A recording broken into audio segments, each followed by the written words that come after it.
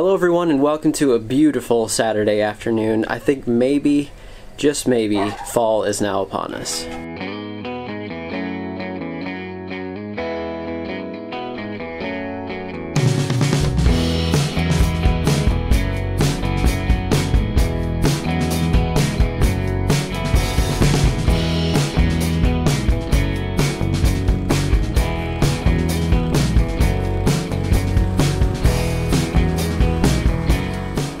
I think it's time today to get this thing back involved and do some mowing.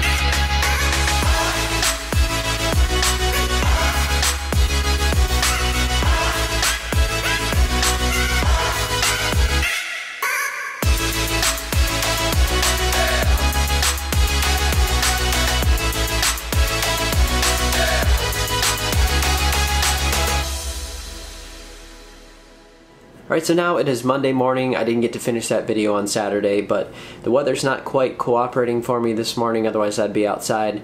But let's talk about a few things and some of that footage that you just saw with the mowing, give you a little bit more info on what I was doing there. So if you're just new following along, I overseeded my yard just a couple weeks ago, actually about 3 weeks ago now. And so this was my first mow with my Timemaster mower. I have been using a Honda. And the reason for that is mainly because I had some areas that I completely reseeded, had to add in some topsoil, so they're a little bit softer than the other existing ground. And the Timemaster being a little bit heavier, I wanted to make sure I didn't put too many wheel marks in the yard right away. So the Honda's been doing a fine job for a couple mows, but now it was time to actually use the Timemaster again. And I was excited to use that mower again because I really do enjoy it and I think it does a great job. So from that footage you saw, I was mowing at 2.5 inches, and I was thinking to myself as I was doing that, I think that's the lowest that I've ever mowed with the Timemaster. I'm used to cutting a little bit higher, 3.25 inches, sometimes 3.5 in the summer. So as I was doing that, I was just thinking to myself, I'm not supposed to be doing this, I'm not supposed to be doing this, and I kind of felt bad about it. But then when I got done with the yard and I looked at things, I thought it really looked nice.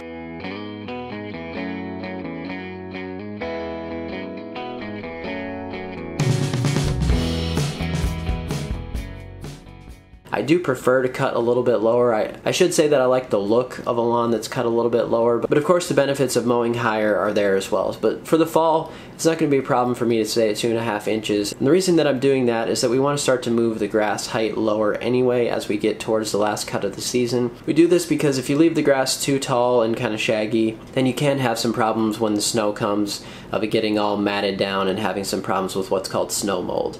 I've never had an issue with it, but like I said, normally I cut a little bit lower as we get toward the winter season.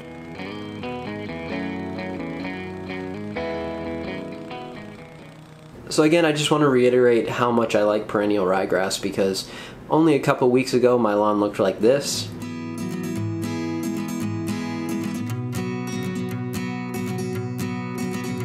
And now it looks like this.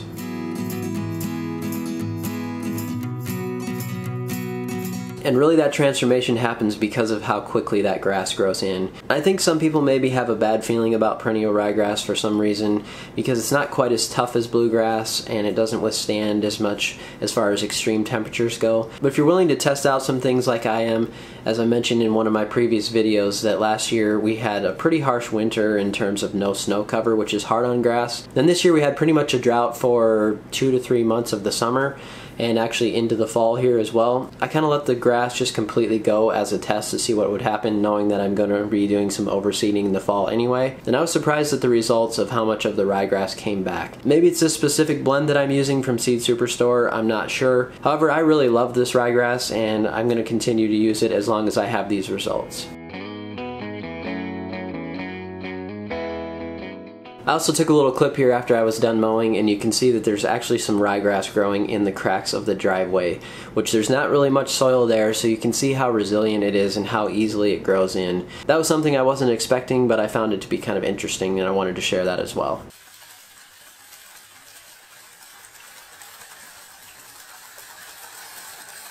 So now we move on to talking a little bit about the backyard, and I'd say that this thing is kind of stressing me out at this point, but really it's because the grass is stressed out. Earlier in the year I was thinking that this grass was looking really about the best that it's ever looked, and I did some videos earlier this year with some drone footage that I can sneak in right now.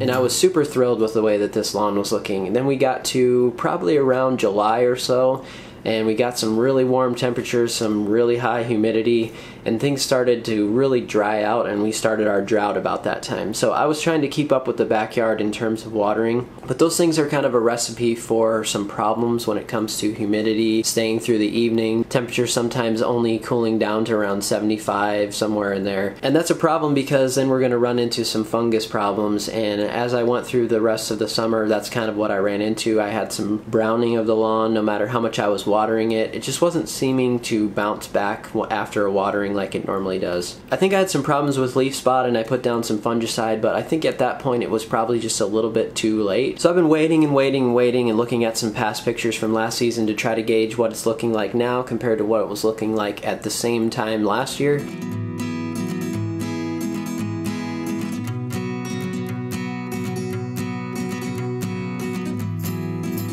And I know that you can't exactly do that because every year is different, and this year we've also been having some different weather, which today it's Monday, October 2nd, and it's supposed to be 84 degrees today. So we should be around the upper 60s or right around 70 for a temperature. So I understand that things are playing into that as far as the way that the grass looks right now. I think it's a couple weeks probably behind a normal schedule here. So I'm going to give it that couple weeks. I have hit it with Milorganite right around Labor Day. I've also put down some synthetic stuff that I had laying around.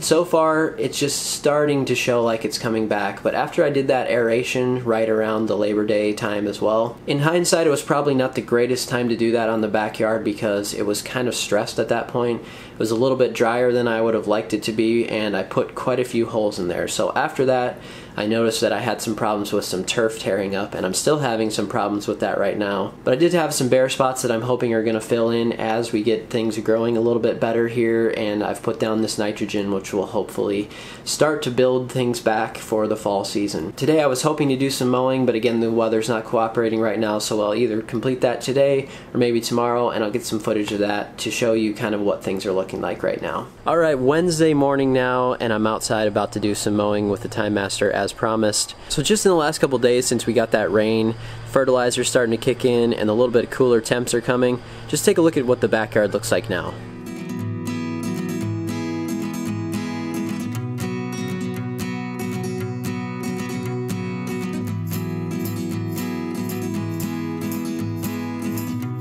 So with that, I think the mower's going to be doing a great job today. I need to experiment a little bit on the cut height because I've let things get a little bit overgrown here. I'll give you those details in just a second.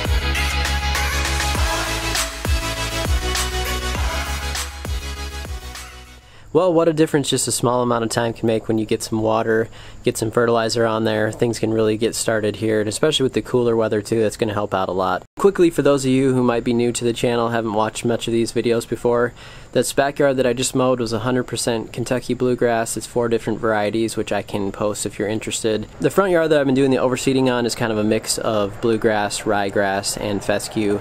Kind of all 3 mixed together. It's not exactly an even mix.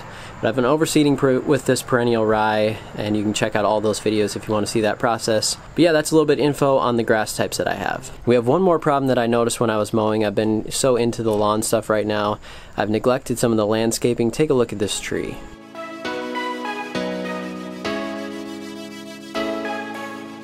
So as you can see, there's a whole bunch of weeds I need to take care of, and I'm also going to re-edge that tree. So I'll do another video on that process, just kind of show you how you'd edge around a tree and redefine the lines there. Get rid of all those weeds, put some mulch on, make things look a lot better. I had a cool thing happen to me this past weekend when Alan Hain, Mr. Lawn Care Nut himself, happened to mention me on his channel. So I was very thankful for that. Share that little clip right here. Before I get going, because I'm going to totally enjoy this mow. A lot of you have asked how the striping does just right out of the box. And actually, if you watch Ryan Knorr's channel, I'll link him in the description below. He's got a Timemaster on, I think he's got Kentucky Bluegrass and tall fescue. It's definitely, you know, cool season grass. And his right out of the box with no striper stripes awesome.